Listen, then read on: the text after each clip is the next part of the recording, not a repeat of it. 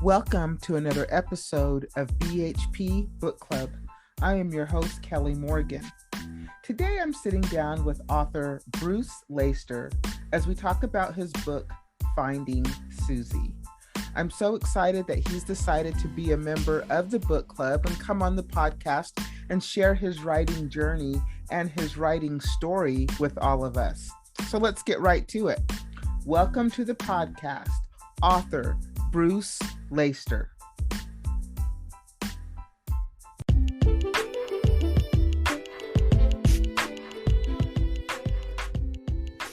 Bruce, thank you so much for coming on the podcast and being a part of the book club. Welcome. Thanks so much for having me. You are very welcome. So, we're going to talk about your book, Finding Suzie, and find out if you have anything else going on. But I always like to find out about authors' journeys. I'm always curious about how, you became an author and how Finding Suzie became a book. What did that look like for you? Yeah, my writing journey, if you as you call it, it started about quite a long time before Finding Suzie came out. I've written a couple of books on how to overcome depression as a person who suffers from it. But Finding Suzie, it was something that happened in lockdown. In South Africa, we had a hard lockdown. We weren't allowed out, and it was quite hectic due to COVID. And it was something on a list of 50 things of 50 things to do during lockdown when you can't go outside and do all of that. And it was number 26, and it just said write a book. And my friend Chris, who's an author, he said, "Oh well, why not?" So I put pen to paper, and a couple of months later, it was there. So it came about. I have done a little bit of reading on. Normally I'm a bit of a cheapskate, so I go for the free books on Kindle, and I read a number of them, and it just I like the happy ending, the happy ever after endings, and Finding Suzie is it's not based on my life at all, because obviously Suzie's a lady, but it was she didn't know, coming out of school, she didn't know what to do. She was almost getting forced into going into law and all of that, and it was more overcoming something. I'm still suffering from depression, but sort of overcome that, and she found her way. Hence Finding Suzie. It's a bit of an internal journey, and it was boy meets girl, overcome a obstacle, if you want to call it that, and just a happily ever after, nice set in Durban in South Africa where I live. So just a nice story to read. So how did you come up with the characters? Bit of a funny one. I don't know how Suzie came about. I don't know exactly how that came, but she meets a boy or a guy at varsity, and it's loosely based on one of my friends. Funny enough, the author I was talking about, Chris, and also his twin brother. That's the sequel that's coming up soon. Based loosely on that. Just obviously changed quite a lot of details, but based loosely on that. I don't know, as I said, I don't know where Suzie came from. I think it was, I didn't want to use my life and my details. So maybe it was, okay, well, let's go completely opposite. I'm a guy, okay, let's make it a girl. She's from a very, very wealthy, rich family. It's a bit of a dig at the wealthy families in Durban and in the well-to-do areas. But yeah, I can't give you an exact answer where Suzie came from. Okay, that's fair enough. So did you self-publish your books? Yeah, I have. And so in this one, you said that it's going to be, is it a trilogy or is there a sequel? Well, the next one it's a sequel. Having almost finished writing the sequel, I've actually got a third book idea from it. So at the moment, I can't see it being more than 3, but who knows? As you write, you find stuff and it might come about. I'm not sure. So you had said that before you had written books on how to overcome depression, obviously nonfiction. Now we're into the Finding Suzie series, obviously fiction. So how did you go from nonfiction to fiction? The nonfiction books was part of my journey. I just started writing stuff down. It's one of those things that a lot of people suggest you do when you do have depression. You just write stuff down, get it out of your head, etc. And I basically put it out there purely if it helps someone. There was no intention. I'm not a psychologist. I don't know anything about it. It was a purely, if it helped me, if it helped someone else, then fantastic. If not, well, I've lost nothing. I think, as I'm not a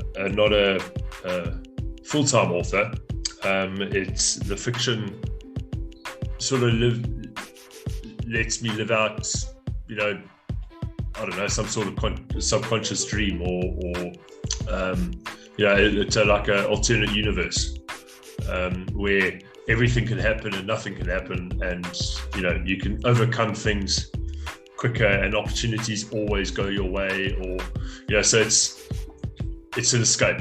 I'm an accountant and a tax practitioner, so it's not exactly creative, and it can get very boring at times. So the creative thing just lets my mind, get out of itself, if that makes sense. No, that makes perfect sense. And writing for a lot of people is a great way to escape, right? And just kind of go someplace else. And so when you write, does it just come to you? Do you just sit down and write, or are you somebody that, did you outline it? Did you plot it out? Or did you just sit down one day and it just came? Yeah,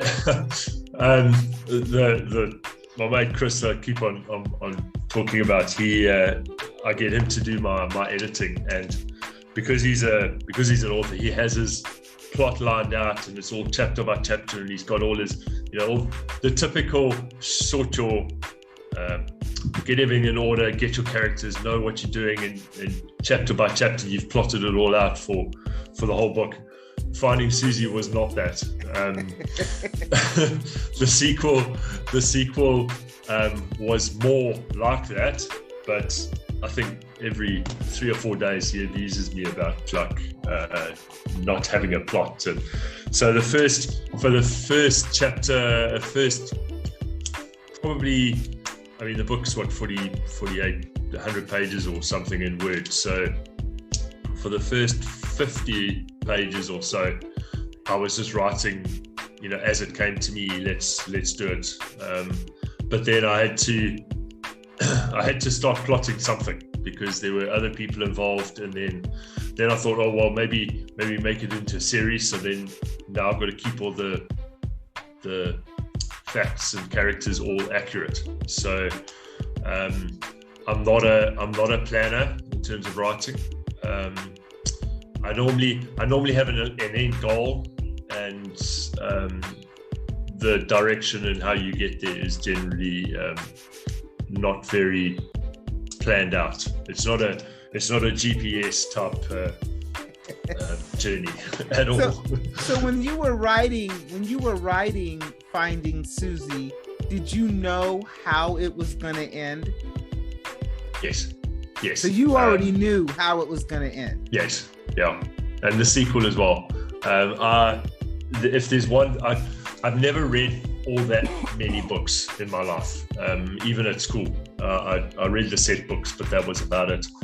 And of all the free books and even some of the paid ones I've read, there is one thing I hate about authors, is that leaving things on a cliff. Cliffhangers are my arch enemy. I hate them. So immediately from when I even decided to start, I knew it was going to be a complete book. I knew it was going to be happily ever after. It started with a girl who didn't have any sort of significant other. So I thought, okay, well, she's going to find someone, and that's going to be part of the major plot in the book, and then they'll get married at the end of it.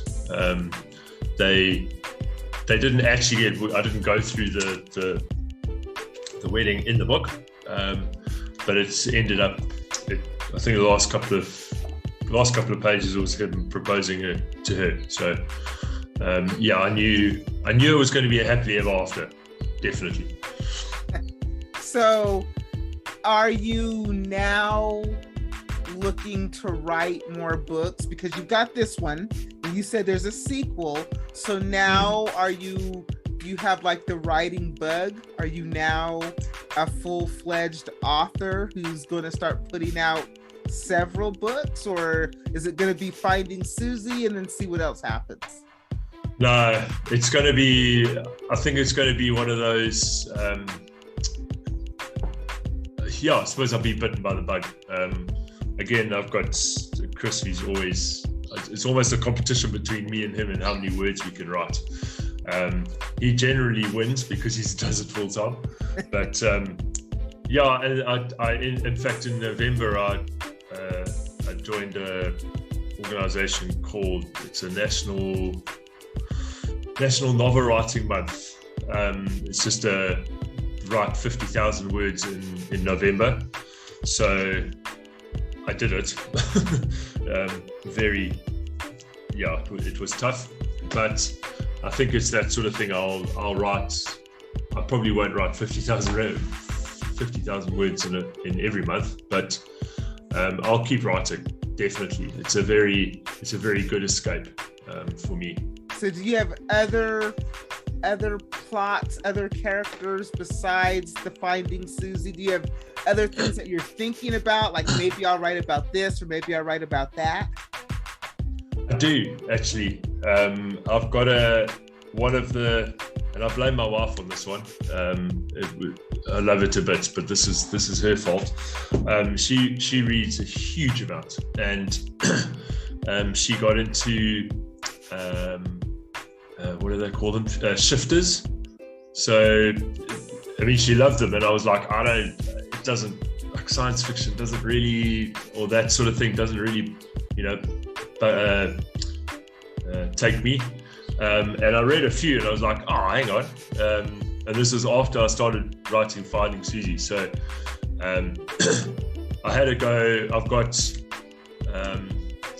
almost finished one, and I'm halfway through the other on a shifter series. So it's not only going to be a happy ever after Finding Suzie type thing. I really enjoy, what I really enjoy about those is there's absolutely no rules. With Finding Suzie, you can't just do things because it's unrealistic. It's set in a city in Durban in South Africa, and you can't say, oh no, she just went up the road and landed up in a particular place, where that's not the case. Because if you went and researched Durban in South Africa, you have to keep the books, the facts accurate.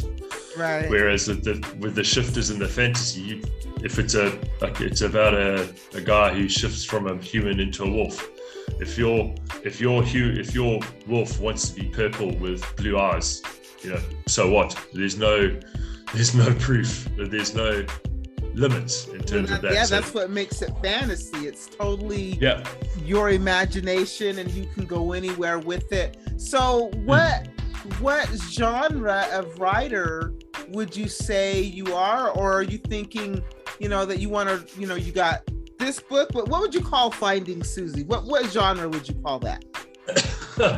Every single time I put it out and it says I know what genre it is, I sit there going, I just don't know.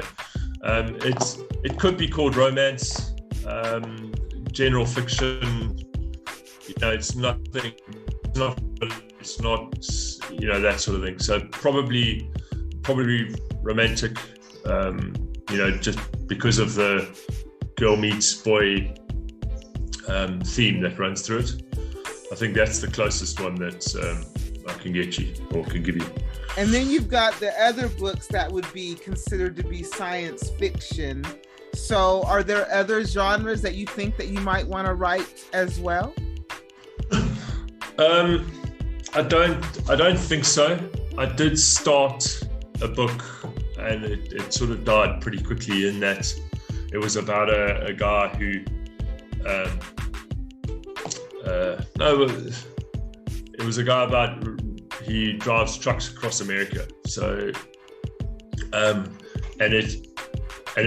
was going to be like an adventure, in the real world, but adventure type thing. But that died pretty quickly, and it hasn't resurrected itself yet. Because it was actually that I'm pretty lazy by nature in terms of doing huge amounts of work. And that one I wanted to be 100% correct in terms of the actual places. So you had a 15-ton truck or whatever it was, and you could only drive 150 miles a day because that's how long it takes, and it actually I really battled to plot out the actual. It was the research that killed it. So with Finding Suzie or the fantasy, there's no research involved. Well, Finding Suzie, it's all Durban, so I know exactly. I've lived in Durban all my life, so I know the places, like the back of my hand. So it's certainly not going to be any sort of thing that you need to do any research, because I prefer just to sit down and just do it. So now that you've got this book out and you're thinking about the Shapeshifter series, and you said that you self-published, what was that like for you? What was it? Was it an easy process? Did you learn as you go? What was the self-publishing like for you? It was easy. It wasn't as hard as I thought it would be. I mean, it's on Amazon, so I had it all in Word, so it was all in the correct format that they wanted. I found a stock photo on the internet. I just did a rough cover. It's not, well, I think it's quite nice. And then so I just did it, and it went out, and that was that. To me, it was a very easy process. I know people find it very difficult, but in my mind, I don't know why. Because if you've got it in the right format, it's a click, add, browse for the document, and then off you go. Put a price on it and all the rest of the little tick boxes that you have to do, and there it is. It's out there. That was the easy bit. Amazon's made it very easy to be able to publish your book and get it out there. And I think then once that happens, what did you find that the marketing was more challenging? Oh, just 100%. There was no doubt about that. That's the difficult bit, and that's where I've actually fallen down in terms of the book. I'm not even sure if it's been sold even one book. I don't know. But that, again, it wasn't I didn't even know I was going to finish it. So there was no planning. There was no, because by the time it was published or self-published in October last year, we were pretty much allowed outside, and we were allowed to go places, and public places were beginning to get opened up after the lockdown. So it was sort of like on the back burner in terms of putting it out there and getting it sold and stuff like that. So I've only just in the last 2 months or so sort of started branding myself in terms of being an author. So the Facebook page and the Instagram page and all of that only come out very recently. So definitely the biggest challenge, marketing. So you definitely. Really just started marketing the book. Yeah. It's been a rough year. Let's put it that way. And also, it's a part-time thing. So you have to focus on what brings in the money. Yeah, very true. And I think as much as I'd love, doing it full time, and it would be really, really awesome. That's not going to happen in the next, couple of months. So you do what brings in the money. And again, it's a release, it's an escape, it's fun, it's and I don't know if I could do it full time and still have the fun that I'm having. So it's one of those. Maybe it'll happen, maybe not. I don't know. But yes, definitely only in the last 3, maybe 4 months has it been serious in terms of marketing and stuff. And I'm still not what I want it to be. I'm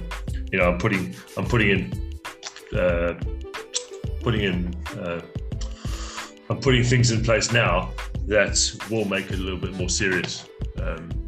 Marketing can be incredibly time consuming as well. So you have to figure out, especially if this is, not your full-time gig. A lot of independent authors work jobs, and like you're right, you got to do it brings in the money. So when you do spend time on the marketing, you want to be able to know that you're actually reaching your audience, right? And then how much money are you willing to spend? I think it comes down to that. And I'll say this to anybody. It's like I'm a very big cheapskate. If I could do something for the least amount of money, I will. And it's very difficult to get someone on board. I don't know a huge amount of people in South Africa, so social media marketer or something can be hellishly expensive. And even if you're earning a huge amount of money, they're expensive. And if you go, all the guys in the States or charging dollars or pounds, at the exchange rate, which the rand is currently or has been historically, it's a pricey operation. Having said that, I've just found I'm in a networking group for my business, and we've just pulled on another member that's a social media expert. So I'm talking to him about how to do it, and it's certainly not going to be for free, but the advice that I can just send him a WhatsApp or phone him and say, listen, what do we do? How can we do it? Is definitely coming now. So the next couple of months it's going to be, it's going to get put out there in a productive manner, so it will get results. Yeah, you got to be willing to put some money into it. I mean, you don't necessarily have to break the bank. There's a lot of different things that you can do, right, as far as marketing your book.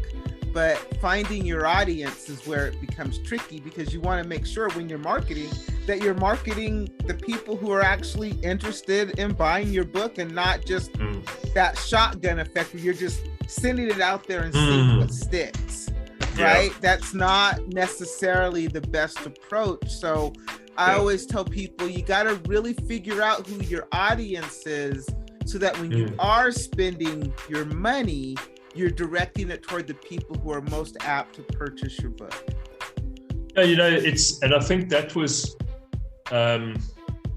sort of another, and I've sort of just thought about it now, actually, when you were saying that.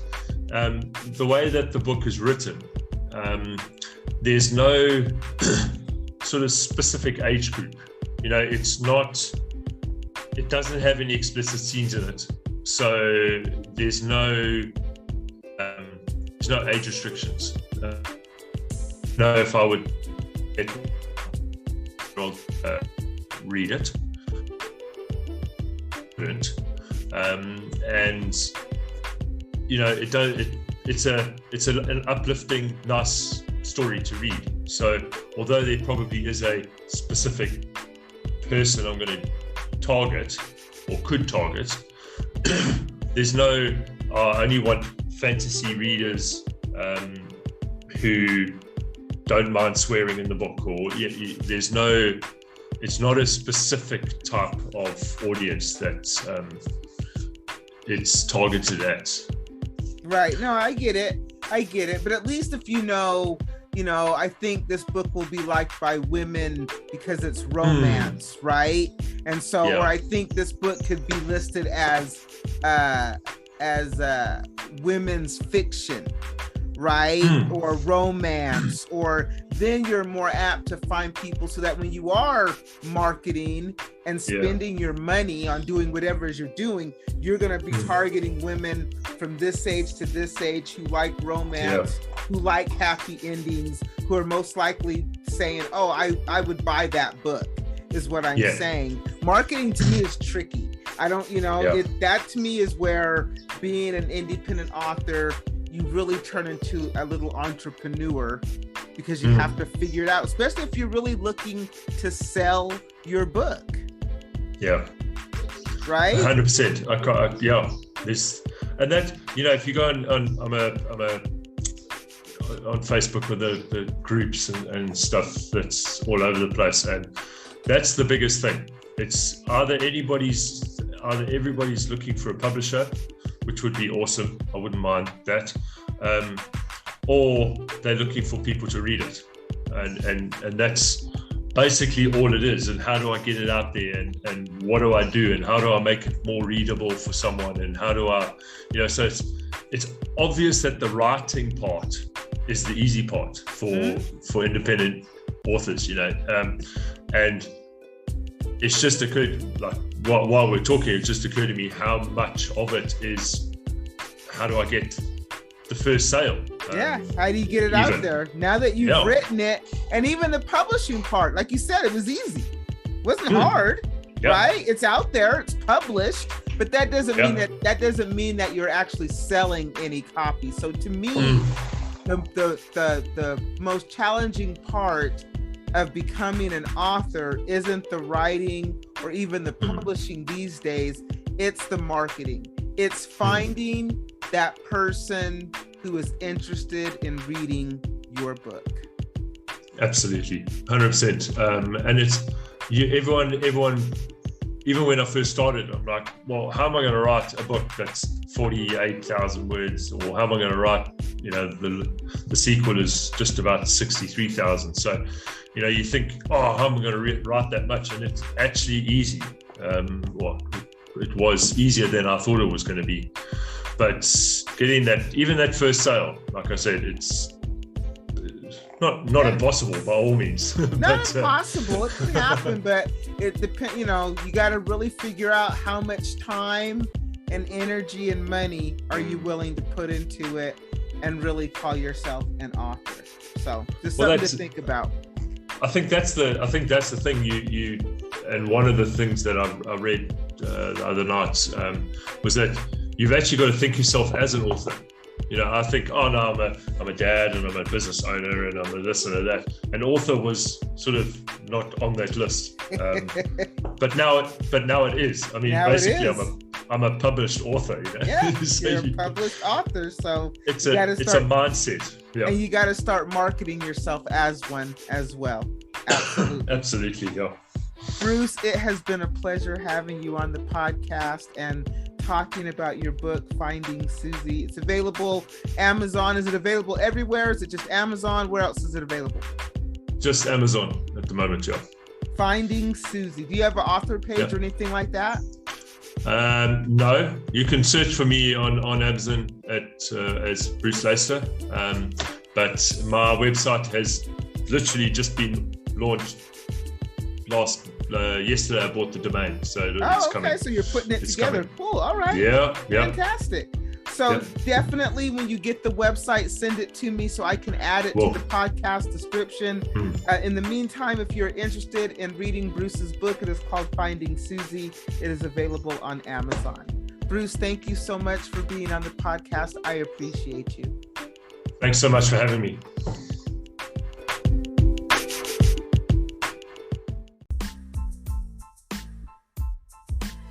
Thank you for listening to another episode of BHP Book Club. I am your host, Kelly Morgan. I just wrapped up with author Bruce Laister as we talked about his book, Finding Suzie. We learned all about his writing journey and how he actually became an author.